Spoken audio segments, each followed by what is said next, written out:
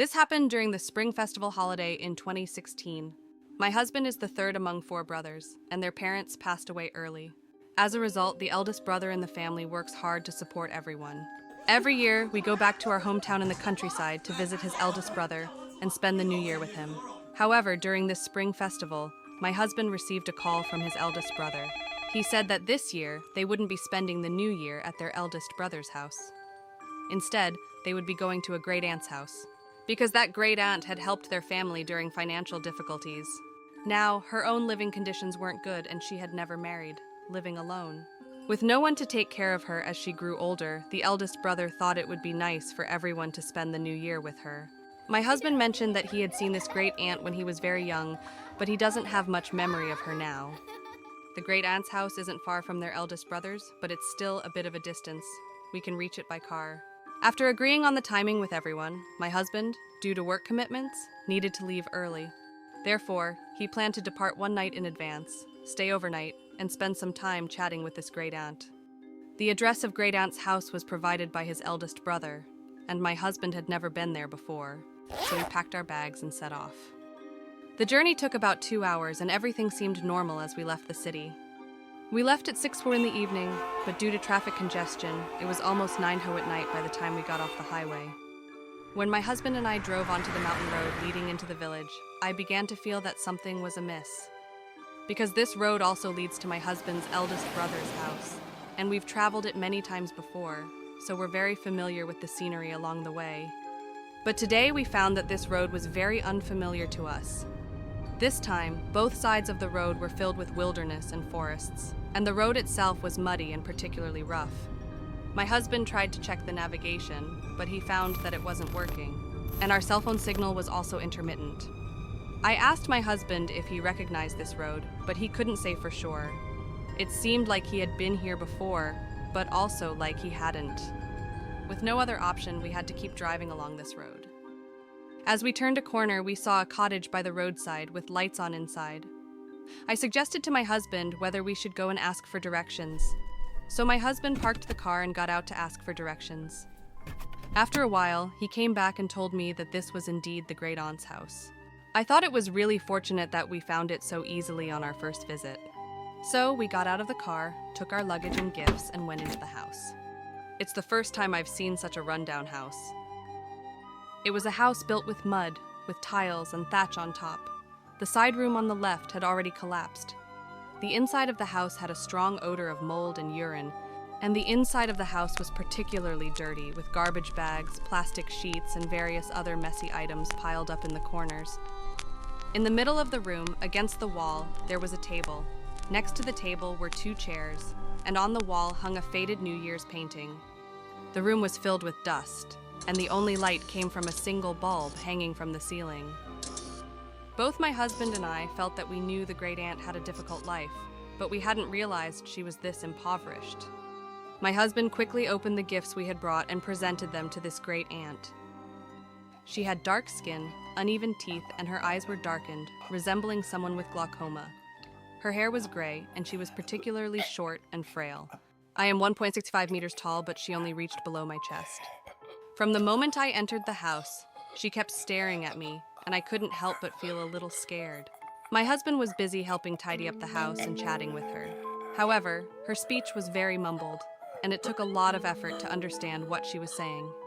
By this time, it was around 11 o'clock in the evening. My husband suggested that we should go to bed for the night and discuss things further when his elder brother and the others arrived the next day.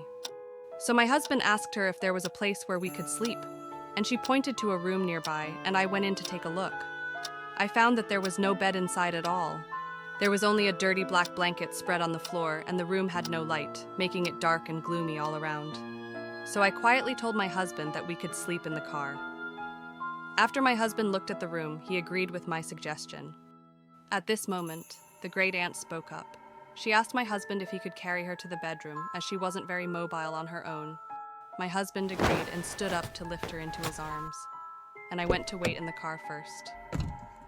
When he came back, his complexion was noticeably off. He said that when he lifted the great-aunt, he noticed she was unusually light, as if he were lifting a cardboard box. And she was extremely thin, with her bones protruding noticeably even through her clothes. When he carried the great-aunt to the bedroom, he found there wasn't a single window, and the walls around were covered in dark grime. Moreover, there was a strange odor in the room. In the middle of the bedroom wasn't a bed, but a freezer, inside which were dirty blankets, and she said to just put her inside the freezer. At this moment, my husband felt something was amiss, but he didn't dare to say anything. He quickly put her inside as she asked. Before he left the house, he found that the great-aunt had closed the lid of the freezer herself. After hearing what he said, I felt that this great-aunt was especially strange and very terrifying, so I suggested to my husband that we should go straight home. But my husband suggested we make do in the car for the night, and decide what to do when his older brother and the others arrived the next day. Our car was an SUV. After folding down the back seats, we laid out a mattress and slept in the car. We lay with our heads toward the driver's seat and our feet toward the direction of the trunk. In the middle of the night, I felt someone pulling on my pants, which woke me up. When I opened my eyes, I found that the trunk of the car had been opened. Something had crawled into my blanket. I quickly pulled my legs back and realized that my pants had almost been pulled down to my thighs.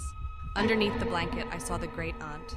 She was backlit, her expression obscured in darkness, but her eyes were shining brightly. I started screaming, and upon hearing the screams, the great-aunt hastily ran out. Her running posture was peculiar, and she moved at an unnatural speed, nothing like a human. My husband woke up too. I quickly told him what had happened, and he immediately got out of the car to check around. After making sure everything was secure, he closed the trunk and started the car, driving away swiftly. I was so frightened that I was starting to lose my composure, crying uncontrollably. My husband, feeling anxious and worried, hurriedly retraced our route for a while. I kept crying, head bowed, wiping my tears. Suddenly, I felt the car come to a stop. Looked up to saw my husband's expression grave, his eyes staring straight ahead. I looked ahead and saw, roughly 40 to 50 meters away from us, a freezer positioned in the middle of the road. My husband immediately turned the car around, heading back, while I was already terrified. It felt like an eternity before we finally returned to the highway. After we parked the car at a nearby rest area, my husband took out his phone, preparing to call his brothers. However, he suddenly received a call from his second brother. In the call, he asked if we'd been on the highway just now because he thought he saw our car, but he wasn't sure.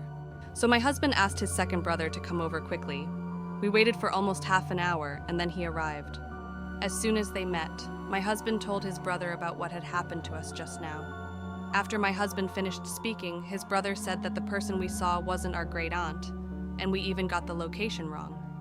He had just finished some errands in town and saw our car coming towards him on his way back. We stayed overnight at the rest area, and early the next morning we set off together. This time, we noticed that the road we had taken yesterday was gone. His brother mentioned that there had never been any other road in that area.